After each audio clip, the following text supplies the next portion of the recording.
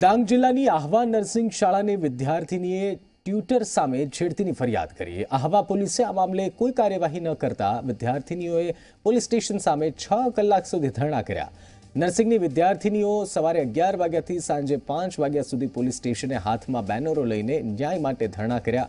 વિદ્યાર્થીનીઓએ tutor સામે 14 ડિસેમ્બરના Ahwa police સ્ટેશનમાં છેડતીની ફરિયાદ નોંધાવી હતી।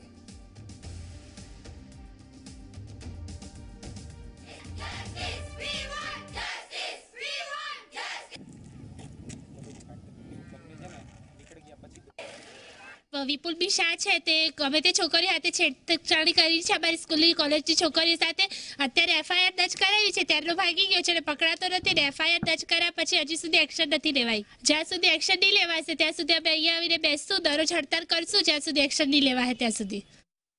અમારી આખી હોસ્ટેલની જે છોકરીઓ સાથે જે પણ એણે ગુના કર્યા છે તેને અમને જસ્ટિસ જોઈએ છે। બસ અમે રોજને રોજ અહીંયા જ આવશું, પોલીસ સ્ટેશનની બહાર બેસશું અને જ્યાં સુધી અમારે માંગ નહીં સંતોષાય ત્યાં સુધી અમે અહીંયા જ બેસીને હડતાલ પાડીશું।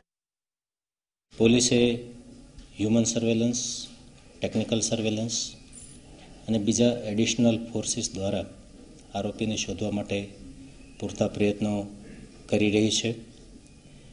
એમની રજૂઆત અનુસંધાને એમને એક પોલીસ એજન્સીને થોડોક સમય આપવા માટેની સમજાવટ કરેલી અને એ અનુસંધાને પોલીસ ફોર્સફુલી પ્રયત્ન કરી આરોપીને ટૂંક સમયમાં જ હિરાસતમાં લઈ લેશે।